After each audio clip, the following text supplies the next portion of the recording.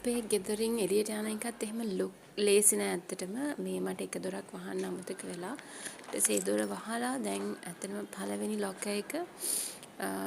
Lock එක දාන්න ඕනේ. ඊට පස්සේ පල්ලෙහාට බහින්න තියෙනවා. පල්ලෙහාට බහලා යනකොට ආපහු ඇත්තටම ගේට් එකක් තියෙනවා. වෙලාවට ඒකට ලොක් එකක් දාන්න නැහැ. මෙන්න මෙතන. ඊට පස්සේ ආපහු තියෙනවා කාර් පාක් එකේ ලොක් එක.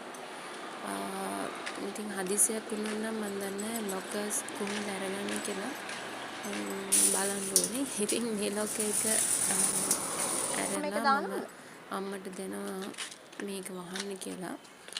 ඊට පස්සේ දැන් අපි දෙන්න ඇත්තටම බබත් ස්කූල් ගිහලා නිසා අපි නාරායන්පිට ආර්ථික මධ්‍යස්ථානයට යන්න හදන්නේ එළවලු ඒ වගේ බඩු ටික ගන්න. මම හරියටම පාරවල් දන්නේ නැහැ. ඉතින් මම මැප් එක බලන් තමයි යන්නේ. ඊට කලින් සල්ලි නැහැ. ATM මැෂින් එකක් සර්ච් කරාම ළඟම තියෙන එක පෙන්නුවා.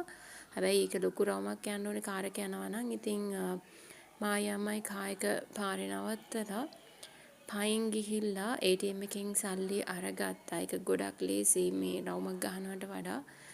ඊට පස්සේ අපි දෙන්න මේ දැන් නාරායන්පිට ආර්ථික මධ්‍යස්ථානයට යන ගමන් ඊටු ටික නම් මට රෙකෝඩ් කරගන්න බැරි වුණා.